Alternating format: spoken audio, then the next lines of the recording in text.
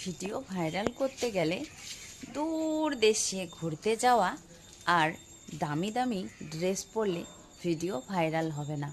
Video viral করতে গেলে তোমার মুখের যে কথাটা রয়েছে সেটা, মোবাইলের সাউন্ড কোয়ালিটি, মোবাইলের ক্যামেরা কোয়ালিটি সবগুলো ভালো রাখতে হবে, তাহলেই তোমার ভিডিও ভাইরাল হতে পারে। আর যারা বলছে দূর দেশে যাও, যাদের সময় নেই তারা তো যেতে পারে না। বাড়ির ভিতরেও তো অনেক সুন্দর সুন্দর জায়গা আছে। মানুষ কি বাড়ির ভিতরে থেকে ভিডিও ভাইরাল করতে পারে না? নিশ্চয়ই পারে। যেমন দেখো, আমি বাড়ির ভিতরে ভিডিওটা করে নিলাম এই গাছপালার সাথে। এদেরও তো একটু ক্যামেরার সামনে আসতে ইচ্ছে করে, তাই আমি এদেরকেও নিয়ে এলাম ক্যামেরার সামনে। তো সবাই ভালো থেকো, সুস্থ থেকো। সবাইকে আমার তরফ থেকে অনেক অনেক ভালোবাসা।